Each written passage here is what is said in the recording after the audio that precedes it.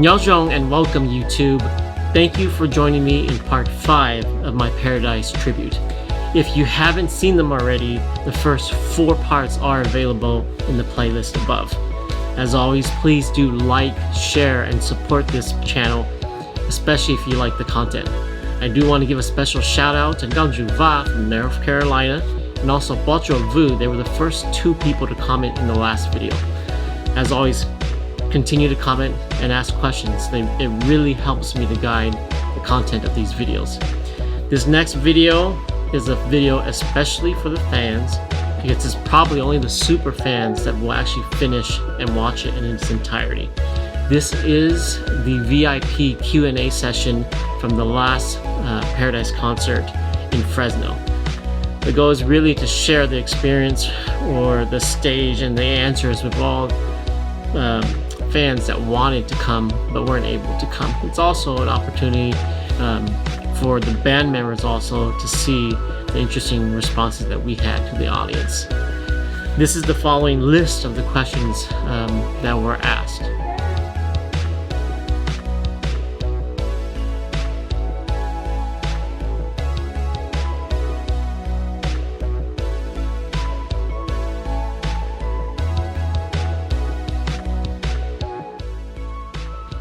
I hope you enjoyed the video.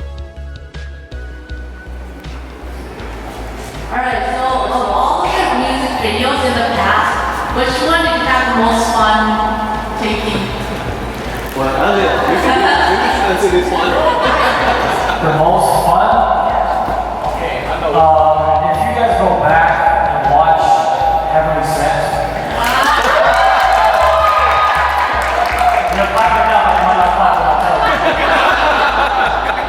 We're up all night. It looked like we were all like 6 o'clock, 7 o'clock at night, and everybody's chill. But if you look at some parts where we're at that little bungalow and we're singing, and my eyes were kind of closing a little bit. It's not because he's feeling the music. It was hard to be romantic at 3 o'clock in the morning. It's just like slow, low singing. If you watch the YouTube video, you'll see the parts where I'm like doing it a double minute. I think we had the most fun filming that video because we did like several shots, and then I was like drinking them. But Heavenly Sent was probably the funnest music video we did because we were just so tired.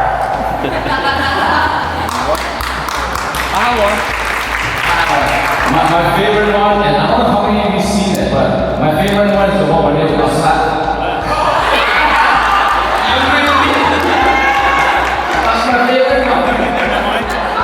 Because she actually did slap me. That was her first acting game. She didn't really get that. Slapping for real. No, she really slapped me. And I just met her, and I was like really offended. Like, what did I do to you? Yeah, she just slapped me. Okay, so I don't think we're talking about what was the fun, what was the most embarrassing at this point. And so for Good Night to Boom Boom, there was a little kissing scene in the beginning. It was a very hard scene to shoot. It was shot in front of our church building. First of all, in the middle of midnight, and there's a scene where the red Integra comes up. Well, that was Tasha's car, and he was driving it. Because at the time I drove a white Camry.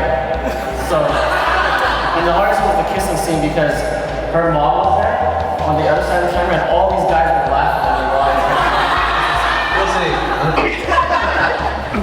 was Paradise, we still have to.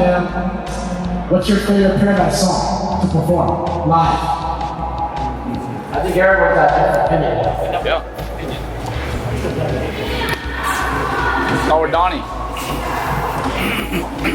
To perform, for me, I think just to perform, I think it would have to be the one that I played guitar. What's that one called? The Tshiab, yeah. That's one of the few songs that I get to play guitar on, and I just play. I don't pay attention to anything else, and that's why I don't even know the silent. Yeah. Okay. Oh, okay. Well, I have 2 that's like top. It's either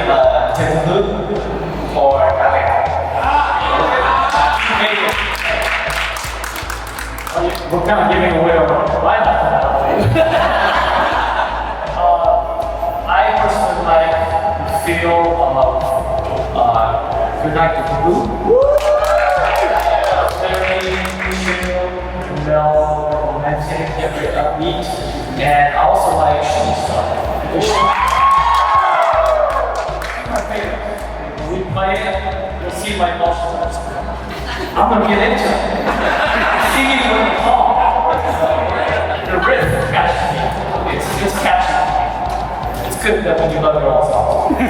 Yeah, that helps. My favorite song to perform is Luca Child song. I know the title of the song. It's only because it's sitting right there. It has a good like rhythm, you know, like you want to play, you want to snap. By the way, all Paradise songs have blue or go or something. Yeah. That was my favorite. My favorite songs are I'm in Love and You in love? Did you say you in love? yeah. And I think I think that's whatever the April. I think that's a good song. Yeah, that's a good choice. There's only one song that I think I actually legitimately do, and that's Alcohol, which I think that's a song where we run around a little bit more and a little bit of rap. And it reminds me of when I was 18 or 19 when I wrote it. I think my favorite song all time to perform has to be Tshiab. I don't know, that song just has a meaning for me, so yeah. All right, well, let me think. It's tough because I sing a lot of songs, but the one that I enjoy the most is probably Lisa, baby Lisa, wanna take call. Earlier, I asked you guys about like, the best advice you've ever had. I think it's also important to ask what the worst piece of advice you've ever had. I'll go. The worst, you get this right at the beginning. Okay, how many here are musicians? Sing, side left hand, back front, side high. Okay. So when you start, the first thing they'll tell you to do is stop. Okay, so that's the absolute worst advice I've got. And not just my family. I think we're afraid that the musician will start, right? Yeah, especially even my dad again, he said, "Oh, I've been praying. Why are you guys playing in Paradise again? You guys need to not start again." You know? And so I think the worst piece of advice is when people say stop, but make sure you don't, because what will happen is you'll suck, and over time you'll suck less until they finally say, "Hey, pretty good. Can you come play at my wedding?" Yes. So to write on what Ron just said, our mom and dad they told us the same thing, because back then in life in the 90s, more life in Tshiab. So my parents always told us, that's no good. Just go to school, get a job. That's what our parents think our life in this country is, that you go to school, you get a degree, you get a job, you get a house, you get a wife. So 20 years later, do you know what my parents do now? When they meet people, they say, "Oh, you probably know my kids. They're paradise." That's how they introduce themselves to people, because our parents need to be proud of us. And we're very fortunate we're able to do that. So I want you guys to do the same things that, yes, you don't stop, but make sure you make your parents proud. Okay? Don't forget. I want to add something. This is a true story about me. When we first started the band, I didn't know anything about music. My brother Thaum, it's like my brother Cole said, more light, I didn't have more light. I'm going to force you to play that. It's just pressure from the brothers thinking, Thaum said, "You're going to play drums." So he sets me up for private drum lessons, and every day after school, I can play volleyball. So I'm like, "Get you, man, I'm going to play volleyball." So he paid for it, and I skip out his lessons. You did? Okay, you tell me And I didn't go to the practice, and the moral of the story is that you have to give it a chance. because you don't know if you're gonna like it or if you're not gonna like it. And you know, I didn't like it. I hated playing drums at the beginning. I really hated it. But then, as time progressed, after they put a lot of pressure on me, but you kind of learn that you can learn something different, and you develop a different skill, and that's actually helping you along the way. That's what happened to me. So, best advice and worst advice not to take is, you know, don't give up, be open-minded. You don't know if you're gonna like it. So, my question I have for you guys is, although you guys have had numerous success with whether it's sales or marketing or Hmong knowing who you are, as a band as a whole, what are some roadblocks that you guys have faced that you guys have overcome? I have something to answer to that. Towards the end of Paradise, where you guys, nobody knows this. This is only Paradise. Very, very intimate right here, okay? At the end of Paradise, before we ended, we actually got in contact with their actual record label, Mainstream, okay?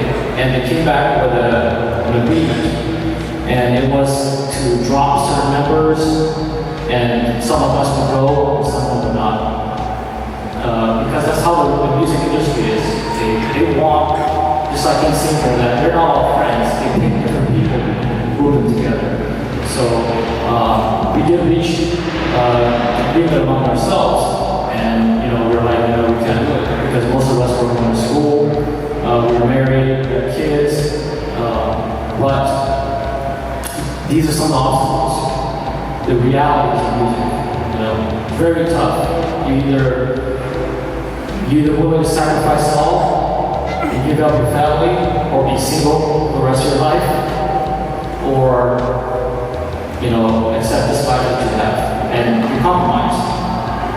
Another, I think, biggest struggle that we've encountered as musicians is that we are in a small community. You know, the Hmong community is tiny compared to, like, you can't compare us to mainstream, even like Asian mainstream, like Korean, Chinese, and Vietnamese, and so on, because there's millions of them. So they have a big consumer base. Us, if you get 10% of the Hmong people in the United States who like you, then you did a good job. You can't make a living off that, okay? I think the biggest challenge I've faced as a musician through the years is that our community, for some reason, at least during the 90s and early 2000s, they were not very forgiving. You know, in a way, they criticized a lot. You know, because maybe, I don't know, maybe you were getting somewhere and people started to kind of pulling your legs down, right? But for me, I took it positively, because I always think about when people tell you something that you're not doing well, then you just get better at it, right? So those are roadblocks that you will face, and not just as musicians, but I think as individuals, we have to be really, really conscious of those, and how do we view those feedback is really going to shape the way we become in life. So those are the biggest roadblocks I've seen, at least for me in the band. I would say a significant other roadblock is simply internal to the band. It's finding people you can actually work with. That's very, very hard. You know, like we're playing, I look at Tshaj, I know what he's going to do. I know what he's going to do next. We communicate sometimes about with stares, right? Okay, I know what he's going to do. And it's really hard. I mean, if you're in a band and people are singing, it's hard to find people that you can just work with. Like, it's hard to explain. Maybe you're now jump in on what I'm talking about. Yeah, as you see, there's 8 people on stage. That's really hard to make work. Most bands you see are live performing bands are 4 to 5 people max. Part of the reason is because I think you all Joe really well. Like Long said, if you're a musician, you'll find that you can find great musicians, but you're always not going to see eye to eye most of the time. And it's really making music with people is really not about when you make things work. It's really about how you deal with when things are not working at all. How you compromise and yet move past that barrier and create that magic, whatever it is. That's really what playing a band means.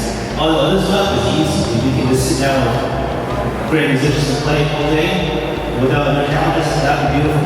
But that's not what Planet Man is. Planet Man is going beyond that and how we build challenges musically, personally. We all have professional lives. You know, I live in the Bay Area, and you know, schedules really hard. There's a lot of things that are outside of music as well that I would deal with to make things work. And so these are sort of just logistically like everyday granular roadblocks that we. Okay, so I'm going to ask you guys a lot of questions, but I'll say this in Hmong. Nên tuy là từ từ nhiên và có nghĩa rằng. You know, back 50 years ago, actually, more than that, 20 years ago, we've been trading cards. That's all we know. I don't know if you guys have trading cards from back then, but we've been trading cards, and I think the long sold the most. And I think girls will line up around the block to buy his coffee. Are you still trading cards? Yeah, we've all got a little older, life has aged us, but you know, at the heart, there's the band atmosphere. We all bring something into the band, and so you know, one person like me might be good for one little thing, but you know, we have the voices and we have the musical talent, and so Paradise is valuable in many different ways. Okay, who was second? Who asked? Oh, Sai? Oh, sorry, Sai. I'll let, go ahead.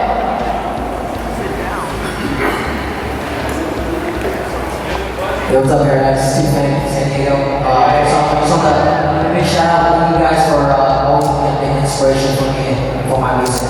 But just wanted to ask, what tips or advice would you recommend for artists who are trying to get out there? I think a good tip is to just keep doing what you're doing, just keep practicing every day. I mean, even for me, like, I can't sing every day, you know, it's exhausting, and some days like, I sound like crap, I don't want to do this anymore. But really, it's true, you know, the more you do it, the better you get, and you just have to keep doing it. I'd also like to add that we live in the age of YouTube, and you don't really necessarily have to have the back of a huge multi-million-dollar company to do anything with your talent these days. As you see on YouTube, that you get millions of followers just because you're a badass at what you do. You know, so you have all the tools that you need to promote your art. You know, so that's at your disposal. And then, of course, also I want to emphasize it's also very important to be open-minded. You know, I tend to think that a lot of not everyone, but a lot of musicians and artists, when they get zeroed in on their craft, we get kind of myopic, like, oh, this is the way it's going to be done, it's not going to sound this way. But I think it's also very important to have open mind, get feedback from your peers, get feedback from your friends, and accept those things, and then, you know, even the negative ones, I think. Negative ones actually are the ones that can propel you to the next level of performance. Everyone's telling that you're great all the time, you're great all the time. But someone says, honestly, that sounds like crap. You know, you gotta start examining that and see why it does that, and that leads to something else. Right? So I would say those things are really important. My advice for artists, especially musicians, is that you have to dream big. Like, dream big in that let me put this in perspective so that we can visualize it, okay? You can dream this. You can dream that your stage is from here to here, but you can dream that the stage is from there to over there. Okay? You can dream that your stage is a rectangle, and you can dream that your stage has a T. Okay? You can dream that you're playing on a $25 guitar, and you're playing on a $2,500 guitar. I think those are dreams that I think as a musician you have to challenge yourself to achieve. Because once you settle on the smaller dreams, then start to think big. In our band, it's a big chicken or a big chicken. We always thought about doing things different and bigger than other people. We could have, when we rented this hall, it came with a 16 by 16 stage for free. And I said, oh, that's not how to do it. At 15 years, I haven't played on the stage. I want a 48-foot stage, And